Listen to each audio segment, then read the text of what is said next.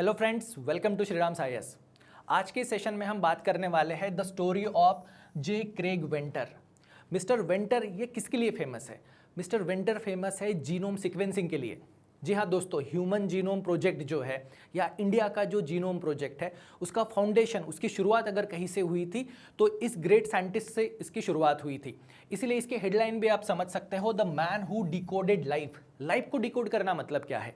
तो लाइफ को रेगुलेट करते हैं जीन्स जो प्रेजेंट होते हैं सेल के न्यूक्लियस में, क्रोमोसोम्स में, एक डीएनए चेन में।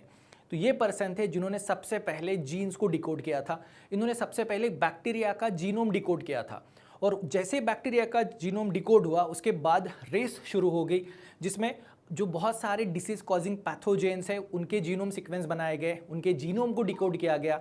बाद में एनिमल्स के जीन्स जो है उनको डिकोड करना शुरू हुआ। उसके बाद ह्यूमन जीन्स को डिकोड करना शुरू हुआ और इसी से शुरुआत हुई थी ह्यूमन जीनोम प्रोजेक्ट की, जो यूपीएससी के हिसाब से इंपॉर्टेंट टॉपिक है। साथ ही इस सेशन में हम जानेंगे कि सिंथेटिक बायोलॉजी किसे कहते हैं। यूपीएससी इसके पहले हमें क्वेश्चन पूछ चुकी है, क्या हम लोग आर्टिफिशियल यानी सिंथेटिक जीन्स बना सकते हैं, सिंथेटिक डीएनए बना सकते हैं? तो दोस्तों यस, हम लोग सिंथेटिक डीएनए बना सकते हैं, सिंथेटिक लाइफ भी बना सकते हैं। तो जो जेनेटिक इंजीनियरिंग, जो जीएम क्रॉप्स वाली जो स्टडी हम लोग करते हैं उससे रिलेवेंट ये पर्सन बहुत है। तो इनकी स्टोरी जो है उस स्टोरी को हम समझेंगे। उनकी स्टोरी के साथ ही जो यूपीएससी के रिलेवेंट टॉपिक्स है जो हमें अपकमिंग प्रीलिम्स में पूछे जा सकते हैं, जिसमें ह्यूमन जीनोम प्रोजेक्ट एक आता है, जीनोम इंडिया प्रोजेक्ट एक आता है। इंडिया ने भी खुद का जीनोम डिकोडिंग प्रोजेक्ट लॉन्च किया था। उसके साथ ही सिंथेटिक बायोलॉजी, सिंथेटिक बायोलॉजी ये टर्म है और इस टर्म का भी यूज़ जहाँ पे आर्टिफिशियली हम लोग जीन्स बना सकते हैं, डीएनए में उन्हें रेप्लिकेट कर सकते हैं और लिविंग ऑर्गेनिजम्स में चेंजेस भी कर सकते हैं। साथ ही हमें क्वेश्चन पूछा जा सकता है इनकी एप्लीकेशंस के बारे में, एप्लीकेशंस ऑफ जीनोमिक्स और उसके साथ सिंथेटिक बायोलॉजी।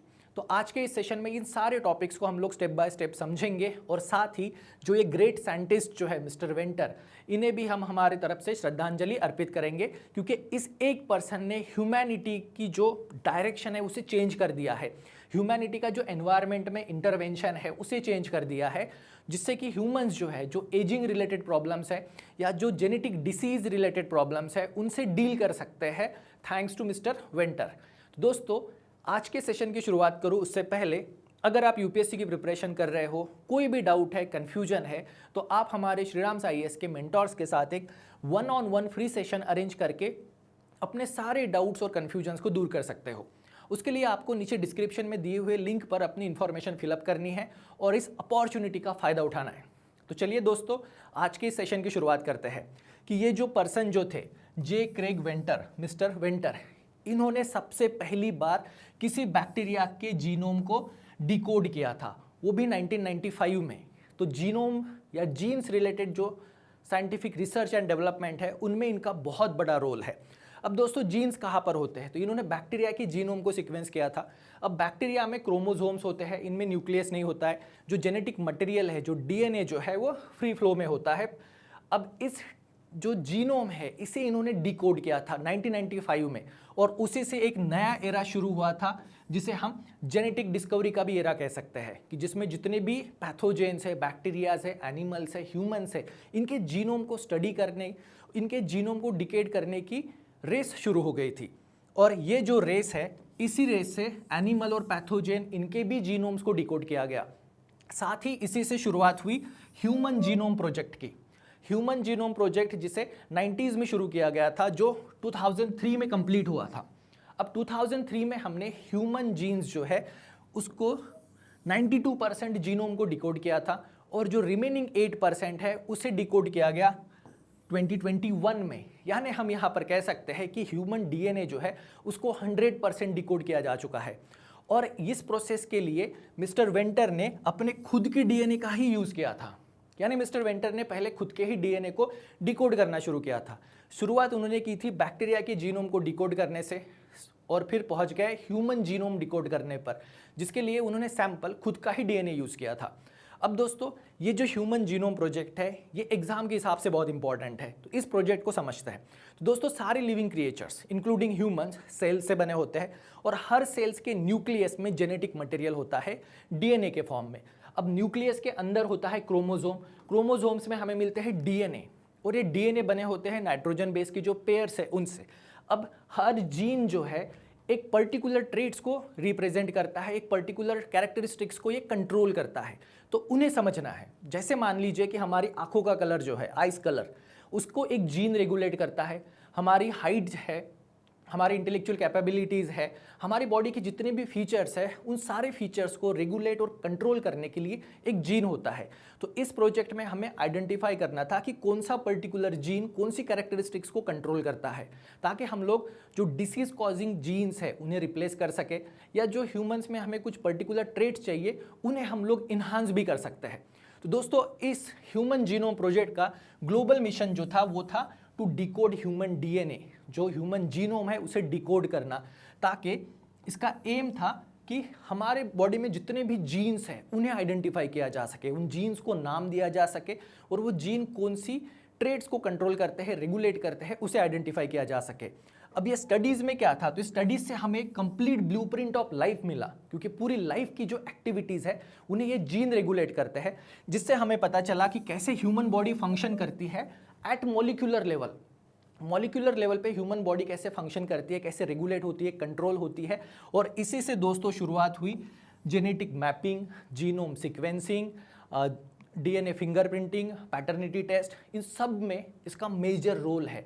जितनी भी जेनेटिक डिसीज़ होती है, फादर साइड से इनहेरिटेड, मदर साइड से इनहेरिटेड, या दोनों पेरेंट्स से इनहेरिटेड, उनके बारे में जो इन्फॉर्मेशन हमें मिली है वो इन्फॉर्मेशन इस ह्यूमन जीनोम प्रोजेक्ट से हमें मिली है। अब इसमें जो पोजिशनल क्लोनिंग है इसे यूज़ किया जाता है ताकि पर्टिकुलर जीन्स को आइडेंटिफाई कर सके। उन जीन के बेसिस पर हम लोग जो कॉमन डिसीज़ होती है, जेनेटिक डिसीज़ भी हो, कॉमन डिसीज़ भी हो, या जो रेयर डिसीज़ भी हो, उन्हें भी आइडेंटिफाई कर सकते हैं। साथ ही इस प्रोजेक्ट में एक सोशल ऑब्जेक्टिव भी था कि ये जो जीनोम मैपिंग है इसका जो इम्पैक्ट होगा हमारे इथिकल, लीगल और सोशल पैरामीटर पे, उसे भी स्टडी करना इस प्रोजेक्ट का एक इम्पॉर्टेंट मिशन था। अब दोस्तों, इसका इम्पैक्ट कहाँ पर हुआ, इसका मेजर इम्पैक्ट, तो जैसे हमने देखा डीएनए जो है ये बेस पेयर से बना होता है, जिसमें ये 4 बेस पेयर इंपॉर्टेंट होती है, जिन्हें हम शॉर्ट में एटीजीसी भी कहते हैं, यानी एडेनाइन, थाइमीन, साइनाइन, ग्वाइनाइन। एटीजीसी ये नाइट्रोजन की 4 बेस पेयर से हमारा डीएनए बना होता है। तो ह्यूमन बॉडी में अप्रॉक्सीमेटली 20 to 21,000 जीनोम्स होते हैं, जीन्स होते हैं। ओके, टोटल 20 to 21,000 जीन्स होते हैं, और इनमें नाइट्रोजन की बेस पेयर्स कितनी होती है, बेस पेयर्स यानी जहाँ पे ए और टी और जी और सी ये जो पेयर बनाते हैं, तो ऐसी हमारी बॉडी में अप्रॉक्सीमेटली 3 बिलियन पेयर्स होती है। और इस प्रोजेक्ट को जो 2003 में कंप्लीट किया गया था, इससे हमने इन सारी जीन्स को आइडेंटिफाई किया, और इन जीन्स जो कैरेक्टरिस्टिक्स और ट्रेट्स को कंट्रोल करते हैं, रेगुलेट करते हैं, उन्हें भी आइडेंटिफाई हमने किया। 92% 2003 में हो गया था, 2021 में 100% ह्यूमन जीनोम डिकोड हो चुका है। ये फैक्ट्स आप याद रखिएगा, ये एग्जाम के हिसाब से बहुत इंपॉर्टेंट है। और इसी जीनोम प्रोजेक्ट से हमें कैंसर, डायबिटीज़, जो जेनेटिक डिसऑर्डर्स होते हैं, इनके बारे में पता चला कि कौन से जीन्स के वजह से कैंसर होता है, कौन से जीन्स के वजह से डायबिटीज़ होता है, या जो ऐसी रिलेवेंट जेनेटिक डिसीज़ है उनके भी जीन्स को यहाँ पर हमें आइडेंटिफाई करने में हेल्प हुई, जिससे हम लोगों ने एडवांस टेक्नोलॉजी बिल्डअप की, जिससे कि मॉडर्न मेडिसिन और बायोलॉजी इन पर डेवलपमेंट हुई कि अब यहाँ पे पर्सनलाइज मेडिसिन को डेवलप किया जाएगा, जो उस पर्सन के जेनेटिक ट्रेट्स के हिसाब से कॉम्पैटिबल होगी, जिसके वजह से जो ट्रीटमेंट और प्रिवेंशन ऑफ डिसीज़ है इसमें हम लोग इतनी प्रोग्रेस कर पाए हैं, और आगे भी ये प्रोग्रेस जारी है। और दोस्तों, जो यूपीएससी के हिसाब से हम लोग जितने भी टॉपिक्स पढ़ते हैं, न्यूज़ पढ़ते हैं, जैसे कि यहाँ पे कुछ सर्टन न्यूज़ मैं लेकर आया हूँ, जैसे कि यहाँ पर आप देख सकते हो, how genetics uncovered common roots of 2 neurological disease. 2 neurological disease थी, उनको ट्रेस किया गया जीन्स पर। उसके साथ ही how GLP-1 weight loss drug work में डिपेंड ऑन योर जेनेटिक्स। जो वेट लॉस ड्रग्स जो है वो पर्सन के जीन्स पर डिपेंड होता है, उनका इम्पैक्ट, अगर उसमें वो पर्टिकुलर जीन्स है तो ये ड्रग बहुत अच्छे से काम करती है। तो ये सारी जो न्यूज़ हम लोग देख रहे हैं, जैसे कि यहाँ पे कोयला जनरेशन जो है, ये species can be bounce back from bottleneck genes के बेसिस पर। उसके साथ ही cat cancer gene show striking similarities to human, कि कैट्स में जो जीन है जिसके वजह से कैट्स को भी कैंसर होता है, उनमें और ह्यूमन में कैंसर कॉजिंग जीन्स, इनमें कितनी सिमिलैरिटीज़ है। ये सारे जो टॉपिक्स हम स्टडी करते हैं, इनका बेस जो है वो है जेनेटिक्स, इनका बेस जो है वो है ह्यूमन जीनोम डिकोडिंग, जिसमें मिस्टर वेंटर ने बहुत मेजर रोल प्ले किया था, इसलिए ये पर्सन बहुत इंपॉर्टेंट होते हैं। अब जैसे ह्यूमन जीनोम प्रोजेक्ट था, ग्लोबल कोलैबोरेशन था, वैसे ही इंडियन गवर्नमेंट ने भी खुद का एक प्रोजेक्ट लॉन्च किया है जिसका नाम है जीनोम इंडिया प्रोजेक्ट। इस प्रोजेक्ट का गवर्नमेंट का ऑब्जेक्टिव है कि हमें कम से कम 10,000 इंडियंस के जीनोम्स को मैप करना है, उन्हें स्टडी करना है, ताकि हमें पता चले कि इंडिया में कितनी जेनेटिक डाइवर्सिटी है। दोस्तों, इंडिया में बहुत सारे रेस के, बहुत सारे रिलीजन के लोग रहते हैं, बहुत सारे दुनिया के पार्ट से लोग इंडिया में आके सेटल हुए हैं। अब इतने सालों में जो फ्यूजन हुआ है उससे अभी जो इंडियन जीन्स है उन्हें स्टडी करना, जेनेटिक डाइवर्सिटी को स्टडी करना, ये इसका ऑब्जेक्टिव है। और इस प्रोजेक्ट को लॉन्च किया है डिपार्टमेंट ऑफ बायोटेक्नोलॉजी। ये यूपीएससी के प्रीलिम के हिसाब से इंपॉर्टेंट है कि डिपार्टमेंट ऑफ बायोटेक्नोलॉजी ने जीनोम इंडिया प्रोजेक्ट को लॉन्च किया था, जिसका ऑब्जेक्टिव है 10,000 से ज़्यादा इंडियंस के जीनोम्स को मैप करना, उसका एक डेटाबेस क्रिएट करना, जिससे कि हम लोग जो पर्सनलाइज मेडिसिन है उन्हें क्रिएट कर सकते हैं। यानी जैसे मान लीजिए ओबेसिटी, क्या ओबेसिटी जीन से कनेक्टेड है और इंडियन पॉपुलेशन का कौन सा स्ट्राटा उससे ज़्यादा अफेक्टेड होता है। डायबिटीज़ के बारे में सेम कर सकते हैं। ये जो सारी इंफॉर्मेशन गवर्नमेंट कलेक्ट करेगी, जिससे कि गवर्नमेंट जितने भी नॉन कम्युनिकेबल डिसीज़ है, डायबिटीज़ है, कैंसर है, हार्ट रिलेटेड इश्यूज़ है, उन्हें हम लोग टारगेट कर सकते हैं और पर्सनलाइज मेडिसिन को भी डेवलप कर सकते हैं, जिससे हमें जो जेनेटिक डायग्नोसिक, जो जेनेटिक डिसऑर्डर है, सिकल सेल एनीमिया है, इसे भी हम लोग डायग्नोस कर सकते हैं, स्टडी कर सकते हैं, और ये हमें इंडिया के यूनिक जेनेटिक डाइवर्सिटी के बारे में इंसाइट प्रोवाइड करेगा। इस ऑब्जेक्टिव के साथ जीनोम इंडिया प्रोजेक्ट को लॉन्च किया गया था। अब दोस्तों, जो मिस्टर वेंटर है, क्या ये सिर्फ बैक्टीरिया की जीनोम सीक्वेंस करना ह्यूमन जीनोम प्रोजेक्ट से ही रिलेटेड थे?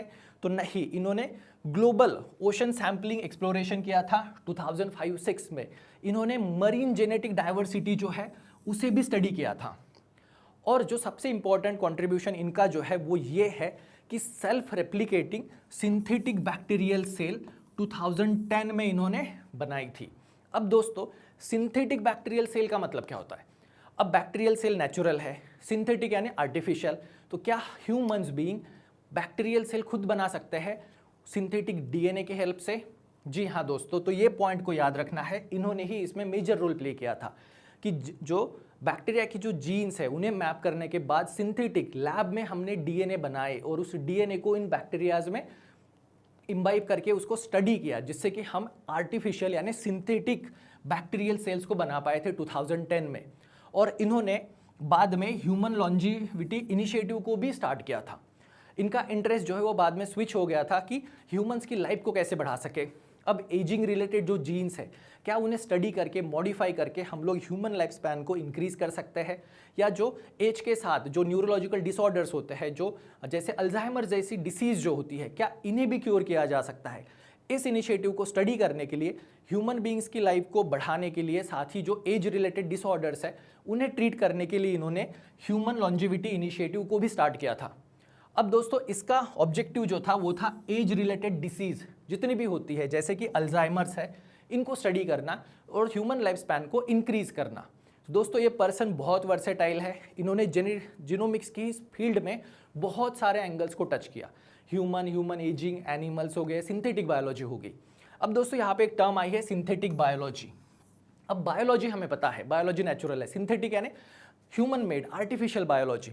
अब सिंथेटिक बायोलॉजी को हम लोग यूज़ कर सकते हैं दोस्तों फूड साइंस में, उसकी बहुत सारी एप्लीकेशंस है। तो पहले समझ लेते हैं कि सिंथेटिक बायोलॉजी क्या होता है। अगर सिंपल डेफिनेशन की बात करें तो सिंथेटिक बायोलॉजी यानी जहाँ पे हम लोग इंजीनियरिंग प्रिंसिपल्स को यूज़ कर सकते हैं to create a life system.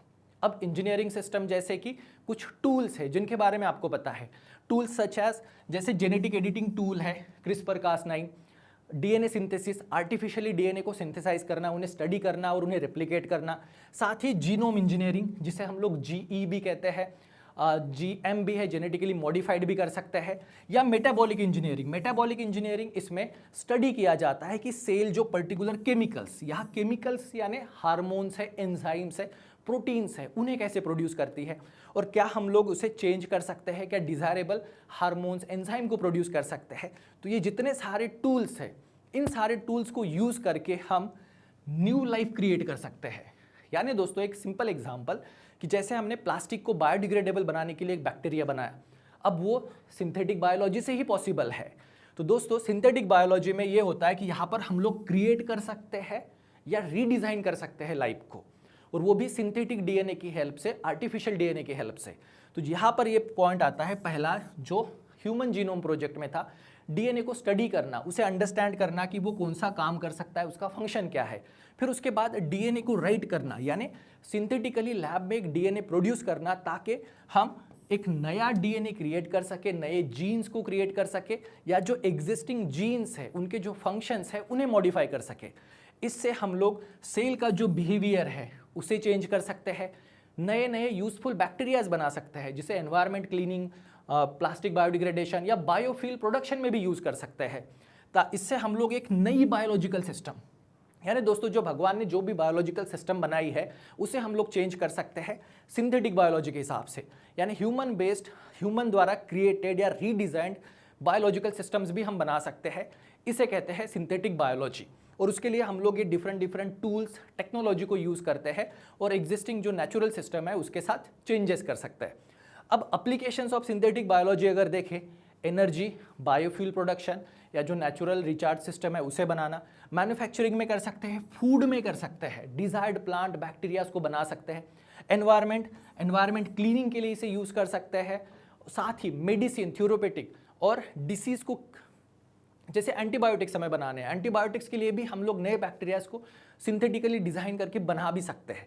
तो दोस्तों इसकी एप्लीकेशन मेडिसिन में भी होती है, जिसमें इंसुलिन है, वैक्सीन है, कैंसर थेरेपी है, कैंसर के लिए भी वैक्सीन बन रही है। एनवायरनमेंट में भी कर सकते हैं, जिसमें पोल्यूशन क्लीनअप है, कार्बन कैप्चर, क्लाइमेट चेंज से डील कर रहे हो तो कार्बन कैप्चर के लिए भी हम लोग बैक्टीरियाज बना सकते हैं, प्लांट्स बना सकते हैं, सिंथेटिक बायोलॉजी यूज़ करके उन्हें मॉडिफाई कर सकते हैं, इन्हांस कर सकते हैं। जब बात एनर्जी की आती है तो हम लोग बायोफ्यूल प्रोडक्शन में भी इन्हें यूज़ कर सकते हैं, सिंथेटिक बायोलॉजी से बैक्टीरिया बना के। इंडस्ट्री में दोस्तों lab grown food, synthetic enzymes, synthetic hormones या लैब ग्रोन मीट भी हम लोग बना सकते हैं। यानी दोस्तों हम माइक्रोब्स को यूज़ कर सकते हैं फ्यूल जनरेशन के लिए, मेडिसिन के लिए, एनर्जी रिलेटेड प्रोडक्शन के लिए, साथ ही इन्हें हम लोग यूज़ कर सकते हैं फाइटिंग डिसीज़, जिसमें कैंसर से लेके जेनेटिक डिसऑर्डर्स भी हैं उन्हें भी ट्रीट कर सकते हैं। ये बेनिफिट है दोस्तों सिंथेटिक बायोलॉजी का। अब मिस्टर वेंटर जो है, इन्होंने अपने करियर की शुरुआत की थी 1969 में कॉलेज ऑफ सैन मटाओ से। बाद में उन्होंने university of California San Diego में भी स्टडी की थी और उन्हें बराक ओबामा ने 2008 में नेशनल मेडल ऑफ साइंस से भी सम्मानित किया था। और दोस्तों इन्होंने इनकी लाइफ का जो रिफ्लेक्शन है, ग्रेट साइंटिस्ट है, इन्होंने अपने लाइफ का रिफ्लेक्शन में एक ही चीज़ बोली थी कि success come after years of hard work, criticism and global pressure. दोस्तों ये सारे यूपीएससी एस्पिरेंट को भी अप्लाई होता है कि यूपीएससी एस्पिरेंट को भी पता है कि सक्सेस तभी आएगा जब हार्ड वर्क होगा, क्रिटिसिज्म को आप पॉजिटिवली लोगे और बहुत ज़्यादा पीयर, सोशल, फैमिली प्रेशर को डील करोगे तो ही सक्सेस आएगा। और मिस्टर वेंटर की लाइफ भी हमें यही सजेस्ट करती है कि सक्सेस आएगा, हार्ड वर्क करना पड़ेगा, क्रिटिसिज्म को एक्सेप्ट करना होगा और उस पर पॉजिटिवली रिफ्लेक्ट करना होगा। तो दोस्तों आज के इस सेशन में हम इस महान साइंटिस्ट को श्रद्धांजलि अर्पित करते हैं जिनकी एज ऑफ 79 में डेथ हो गई है। और इनसे हमें ये सीखने को मिलता है कि एक पर्सन ने कैसे पूरी ह्यूमन जर्नी को चेंज किया है, कैसे ह्यूमन की जो डिज़ायर फॉर साइंस है, क्यूरियोसिटी है, उसे कैसे इन्हांस किया है और किस तरह से इन्होंने बिलियंस ऑफ लोगों की ज़िंदगी सुधारी है। आने वाली जनरेशन्स को भी इनकी रिसर्च और इनके हार्ड वर्क का फ़ायदा होगा। तो दोस्तों आज के इस सेशन में जो भी इंपॉर्टेंट टॉपिक्स है वो यूपीएससी के हिसाब से बहुत इंपॉर्टेंट है, जिसमें ह्यूमन जीनोम प्रोजेक्ट है और सिंथेटिक बायोलॉजी, इन पर क्वेश्चंस एक्सपेक्टेड है। तो आई होप कि आपको ये सेशन समझ में आया होगा और आपको इसका फ़ायदा आने वाली यूपीएससी प्रीलिम्स में होगा। सो दोस्तों आज के सेशन में बस इतना ही। Thank you very much, see you soon.